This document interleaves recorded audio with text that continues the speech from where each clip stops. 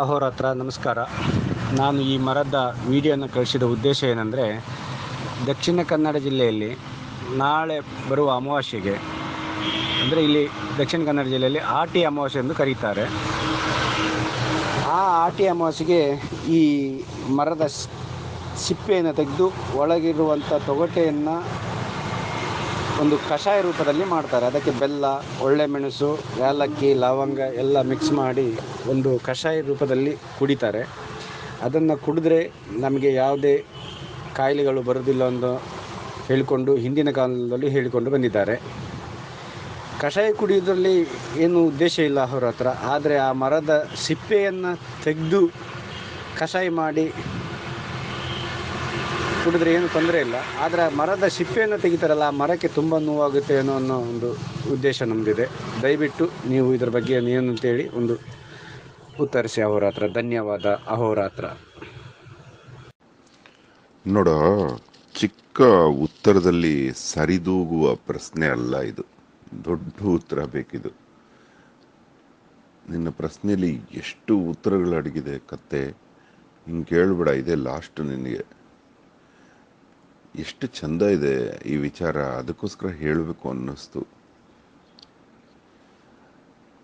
ಆಷಾಢ, ಉತ್ತರಾಷಾಢ, ಪೂರ್ವಾಷಾಢ ನಕ್ಷತ್ರದಲ್ಲಿ ಪೌರ್ಣಮಿ ಬರೋದ್ರಿಂದ ಇದನ್ನ ಆಷಾಢ ಮಾಸ ಅಂತಾರೆ. ಆಷಾಢ ಮಾಸದಲ್ಲಿ ಬರುವ ಕೊನೆಯ ದಿನವೇ ಆಷಾಢ ಅಮಾವಾಸ್ಯೆ. ಇದನ್ನ ನಾಗರ ಅಮಾವಾಸ್ಯೆ ಅಂತ ಕೂಡ ಅಂತಾರೆ. ಯಾಕೆ ಹೇಳು? ನಾಗರ ಹಾವುಗಳು ಮಾತ್ರ ಸಂಚರಿಸುವಂತಹ ದಟ್ಟವಾದ ಕಾಡಾಗಿರುತ್ತೆ. ಪೂರ್ಣ ಮಳೆಗಾಲದಲ್ಲಿ ನಾಗರಗಳು ನಾವು ಬಿಲ ತೋಡಿ ಪಾತಾಳಕ್ಕೆ ನೀರು ಹೋಗುವ ಹಾಗೆ, ಅಂತರ್ಜಲನ ಪಾತಾಳ ಅಂತಾರೆ, ಪಾತಾಳಕ್ಕೆ ನೀರು ಹೋಗುವ ಹಾಗೆ ನಾವು ಮಾಡಿದ್ದೇವೆ, ನಮ್ಮ ಕಾರ್ಯ ಮುಗೀತು ಅಂತ ಎಲ್ಲಂದರಲ್ಲಿ ಬಂದು ನೃತ್ಯ ಮಾಡ್ತಾ ಇರುವಂತಹ ದಿವಸಗಳು. ಅದಕ್ಕೆ ಈ ಅಮಾವಾಸ್ಯೆಯ ನಂತರವೇ ನಾಗರ ಪಂಚಮಿ, ನಾಗರ ಚೌತಿ ಆಚರಿಸೋದು. ಜನ ಜೂನ್ ತಿಂಗಳಲ್ಲಿ ಬರುವ ಆರಂಭದಲ್ಲಿ ಬರುವ ಏಕಾದಶಿ ಇದೆಯಲ್ಲ, ಅದನ್ನ ನಿರ್ಜಲ ಏಕಾದಶಿ ಅಂತಾರೆ. ಎಲ್ಲೆಲ್ಲೂ ಮಳೆ ಇರೋದ್ರಿಂದ, ಬೆವರು ಬರುವುದು ಕಡಿಮೆ ಇರೋದ್ರಿಂದ, ವ್ಯವಸಾಯ ಇಲ್ಲದಿರುವುದರಿಂದ ಜನ ಒಂದು ಕಡೆ ಕೂತು ಕೂತು ಕೂತು ಕೂತು ಕೂತು ಕೂತು ಅನಾರೋಗ್ಯಕ್ಕೆ ದಾರಿ ಮಾಡ್ಕೊಳ್ತಾ ಇರ್ತಾರೆ. ಹಾಗಾಗಿ ಅನಾರೋಗ್ಯ ಹೆಚ್ಚು ಬರಬಾರ್ದು, ಹೊರಗಡೆನೂ ನೀರಿದೆ ಅಂತ ನಿರ್ಜಲ ಏಕಾದಶಿಯಿಂದ ಜಲ ಮುಟ್ಟೋದು ಬಿಟ್ಬಿಡ್ತಾ ಇದ್ರು ಹಿಂದಿನ ಕಾಲದಲ್ಲಿ. ಅದಕ್ಕೆ ಅದನ್ನು ನಿರ್ಜಲ ಏಕಾದಶಿ ಅಂತ. ಈ 4 ತಿಂಗಳು ನೀರು ಕುಡಿತಿರ್ಲಿಲ್ಲ. ವಾತಾವರಣದಲ್ಲೇ ನೀರು ದೇಹ ಕುಡಿಯೋಕೆ ಶುರು ಮಾಡುತ್ತೆ. ಹೇಗೆ ಒಳಗಿನ ನೀರು ಬೆವರಾಗಿ ಆಚೆ ಬರುತ್ತೋ ಹಾಗೆ ಹೊರಗಿನ ತಾಪಮಾನ ಒಳಗೆ ಬರುತ್ತೆ. ಇದು ನಿಮಗೆ ವಿಜ್ಞಾನದಲ್ಲೂ ಗೊತ್ತಿರುತ್ತೆ. ಹಾಗಾಗಿ ನೀರು ವಾತಾವರಣದಲ್ಲೇ ಸಿಗೋದ್ರಿಂದ, ಹ್ಯುಮಿಡಿಟಿ, ನೀವೆಲ್ಲ ದಕ್ಷಿಣ ಕನ್ನಡದವರು ಸಮುದ್ರ ಮತ್ತು ನದಿಗಳ ಮಧ್ಯೆ ಇರೋದ್ರಿಂದ ಹೆಚ್ಚು ಹ್ಯುಮಿಡಿಟಿ ಇರೋದ್ರಿಂದ ಹೊರಗಡೆಯ ನೀರು ಒಳಗಡೆ ಬರುತ್ತೆ. ಹಾಗಾಗಿ ಎಕ್ಸ್ಟ್ರಾ ನೀರು ಕುಡಿಯುವ ಅಗತ್ಯವಿಲ್ಲ ಅಂತ ರಾಮನಾದಿಯಾಗಿ ನಾವು ಪುರಾಣಗಳಲ್ಲಿ ನೋಡ್ತೀವಿ. ನಿರ್ಜಲ ಏಕಾದಶಿಯಲ್ಲಿ 4 ತಿಂಗಳು ಚಾತುರ್ಮಾಸ ಆರಂಭ ಮಾಡ್ತಾರೆ. ಅದೇನೇ ಇರಲಿ, ಈ ಆಟಿ ಅಮಾವಾಸ್ಯೆಯಲ್ಲಿ ಕ್ರಿಮಿಗಳು ಆಶ್ಲೇಷ ನಕ್ಷತ್ರ ಕೂಡ ಇಲ್ಲೇ ಬರೋದು.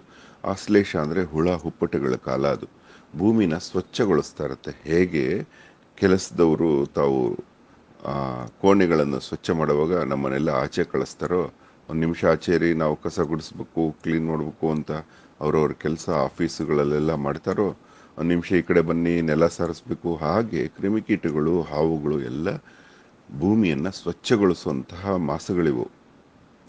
ಹೀಗೆ ಮಾಡುವಾಗ ಕೆಲಸವಿಲ್ಲದ ಮನುಷ್ಯರು ಎಷ್ಟೋ ಸಲ ಪ್ರಾಣಿ ಪಕ್ಷಿಗಳಿಗೆ ತೊಂದರೆಯಾಗಿ ಕ್ರಿಮಿಗಳ ಕಡಿತಕ್ಕೆ ಒಳಗಾಗಿ ವಿಷವೇರಿ ಪ್ರಾಣ ಹೋಗುವ ಸಂದರ್ಭ ಬರುತ್ತೆ. ಆ ಎಲ್ಲದಕ್ಕೂ ಔಷಧಿ ಕಂಡುಕೊಂಡ ಮನುಷ್ಯ ಪಾಲೆ ಮರ ಎನ್ನುವ ಶ್ರೇಷ್ಠ ಮರ ಇದೆ. ಅದನ್ನ ಪಾಲು ಅಂತ ತೆಲುಗು, ತುಳು ಮತ್ತೆ ಹಾಲು ಅಂತ ಕನ್ನಡದಲ್ಲಿ ಹಾಲೆ ಮರವನ್ನು ಅಪ್ಪುತ್ತಾರೆ. ಆ ಮರದ ತೊಗಟೆಯಿಂದ ಕಾಂಡದಿಂದ ಎಲೆಯವರೆಗೂ ಉದ್ದುದ್ದ ಎಲೆಗಳಿರುತ್ತೆ.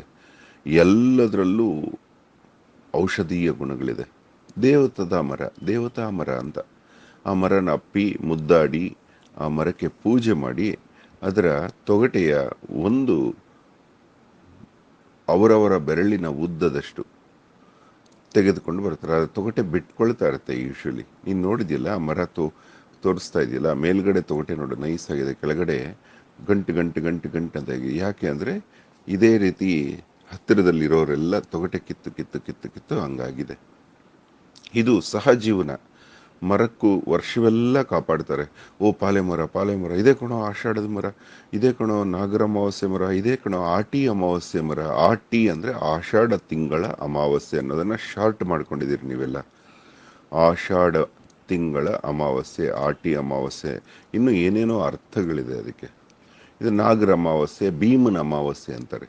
ಭೀಮನ ಅಮಾವಾಸ್ಯೆ ಅಂದರೆ ದೊಡ್ಡ ಅಮಾವಾಸ್ಯೆ ಅಂತ.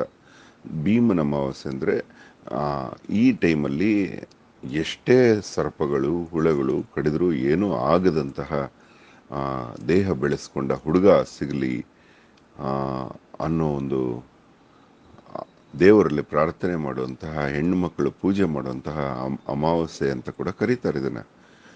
ಇದು ಜ್ಯೋತಿಷ್ಯ ಇವಾಗ ಇದರಲ್ಲಿ ಕಲಿತದ್ದು ನಿಜ, ಕಲಿಯೋದು ನಿಜ, ಕಲಿತಾ ಇರೋದು ನಿಜ. ಆದರೆ ಈಗ ಬೇರೆ ದಿಶೆಯಲ್ಲೇ ಹೋಗ್ತಾ ಇದ್ದಾನೆ ಅಹೋರಾತ್ರ. ಆದರೂ ಈ ಅಮಾವಾಸ್ಯೆಗಳ ವಿಚಾರದಲ್ಲಿ ತುಂಬ ಆಸಕ್ತಿ ಎಂತಹವ್ರಿಗೂ ಬಂದ್ಬಿಡುತ್ತೆ. ಏನು ಮಾಡಿದ್ದಾರೆ ಹಿರಿಯರು, ಎಷ್ಟು ಚೆನ್ನಾಗಿ ಮಾಡಿದ್ದಾರೆ ಅಂತ. ಹೀಗೆ ಸಹಜೀವನ ನಡೆಯುತ್ತೆ. ಆ ಮರನ ಕ್ರೌರ್ಯದಿಂದ ಮಾಡೋದಿಲ್ಲ, ವಿರೂಪಗೊಳಿಸೋದಿಲ್ಲ, ವಿಕೃತ ಮಾಡೋದಿಲ್ಲ, ಬಳಸ್ಕೊಂಡು ಬಿಡೋದಿಲ್ಲ. ವರ್ಷ ಎಲ್ಲ ಗೌರವಿಸ್ತಾರೆ, ಆ ಮರನ ಪೂಜಿಸ್ತಾರೆ. ಒಂದೇ ಒಂದು ತೊಗಟೆ ಕೇಳ್ತಾರೆ. ಯಾಕಂದರೆ ಆ ಕಷಾಯ ಜಾಯಿಕಾಯಿ, ಜಾಯಿಪತ್ರೆ, ಇಪ್ಪಲಿ, ಲವಂಗದವನೆ, ಈ ಎಲ್ಲ ಕಷಾಯದ ಎಲ್ಲ ವಿಚಾರಗಳನ್ನು ಹಾಕಿ ತುಂಬ ಶ್ರೇಷ್ಠವಾದ ಕಷಾಯ. ಊರಿನ ಜನ ಎಲ್ಲ ಕುಳಿತು ಒಂದು ಕಡೆ ಮಾಡ್ತಾರೆ.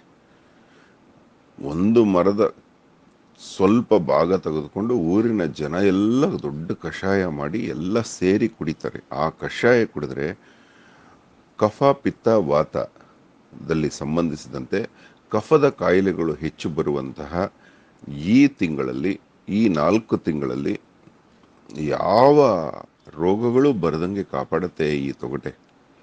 ಕಫಕ್ಕೆ ಸಂಬಂಧಿಸಿದ ಉದಾಹರಣೆ ಈ ಕೊರೋನಾ ಕೂಡ ಕೊರೋನಾ ಆಗಿರಲಿ, ಇಂತಹ ಶೀತ ಜ್ವರಗಳು, ಕಂಡಗುತ್ತಿಗೆ ಜ್ವರಗಳು, ಸಾಂಕ್ರಾಮಿಕ ಜ್ವರಗಳು ಏನೂ ಬರದ ಹಾಗೆ ಕಾಪಾಡುತ್ತದು.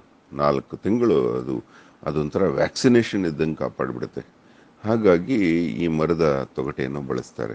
ಪ್ರತಿಯೊಂದಕ್ಕೂ ಎಕ್ಸ್ಟ್ರೀಮ್ಗೆ ಹೋಗಬಾರ್ದು. ಮಾನವನನ್ನು ಅದು ಬಳಸುತ್ತೆ, ಮಾನವ ಅದನ್ನು ಬಳಸ್ತಾನೆ. ಆದರೆ ವಿಚಿತ್ರವಾಗಿ ಪಾಂಪ್ಲೆಟ್ ಹೊಡೆಯೋದಕ್ಕೆ ಮರನ ಹಿಂಸೆ ಮಾಡೋದು, ವೈರ್ ಕಟ್ಟೋದಕ್ಕೆ ಹಿಂಸೆ ಮಾಡೋದು, ಕ್ರೂರವಾಗಿ ಬೋರ್ಡುಗಳು ಹೊಡೆಯೋದು, ಸೂರ್ಯ ಕಿರಣಗಳು ಬೀಳ್ದಂಗೆ ಮಾಡೋದು, ಆ ಮರನ ಹೇಗಂದರೆ ಹಂಗೆ ರೆಂಬೆಗಳು ಕಡಿಯೋದು, ಕೊಂಬೆಗಳು ಕಡಿಯೋದು, ಇದಕ್ಕೂ ಈ ರೀತಿ ಹಬ್ಬದ ಆಚರಣೆಗಳಲ್ಲಿ ದೇವರ ಥರ ಹೊಂದಿಕೊಂಡು ಬಾಳೋದು, ಈ ಸಹಜೀವನಕ್ಕೂ ಸಂಬಂಧ ಕಟ್ಟಬೇಡುವ. ಇದೊಂಥರ ಪೂಜ್ಯ ಭಾವನೆಯಿಂದ ಮಾಡೋದು. ಇದು ಆ ಮರನೇ ಸ್ವಂತ ಮನಸ್ಸಿನಿಂದ ಕೊಡುತ್ತೆ. ಬೇಕಾದ್ರೆ ಮರದ ಹತ್ರ ಹೋಗಿ ನೋಡು, ಆಟಿ ಸಮಯದಲ್ಲಿ ತೊಗಟೆನ ಸ್ವಲ್ಪನೇ ಬಿಟ್ಕೊಂಡಿರುತ್ತೆ. ಹಾಗಂತ ಜನ ಕೂಡ ಅರ್ಥ ಗೊತ್ತಿಲ್ಲದೆ ಇದನ್ನು ಮಾರಾಟಕ್ಕೆ ಇಳಿದ್ರು, ಹಾಗಾಗಿ ತೊಗಟೆನೇ ಇಲ್ದಂಗೆ ಮಾಡಿ ಮಾರಿದ್ರು, ಅದು ತಪ್ಪಾಗತ್ತೆ. ನೀವು ಈ ತೊಗಟೆನ ಭಕ್ತಿಯಿಂದ ಪೂಜೆ ಮಾಡಿ, ನಿನ್ನ ತೊಗಟೆ ಸ್ವಲ್ಪ ತಗೋತೀನಪ್ಪ ಅಂತ ಹೇಳಿ ಸಂಪಾದನೆ ಮಾಡಿದ್ರೇ ಅದರ ಫಲ ಇರೋದು. ಯಾವುದೇ ಮರ ಆಗಲಿ, ಏನೇ ಆಗಿರಲಿ. ಇದು ಪಾಲೆ ಮರದ ವಿಶೇಷತೆ. ಏನಾದರೂ ಬಿಟ್ಟಿದ್ರೆ ಕ್ಷಮೆ ಇರಲಿ. ಇನ್ನೂ ಎಷ್ಟು ಹೇಳಿದ್ರೂ ಸಾಲದು ಈ ಅಮಾವಾಸ್ಯೆ ಬಗ್ಗೆ. ಧನ್ಯವಾದ. ಅಹೋರಾತ್ರ.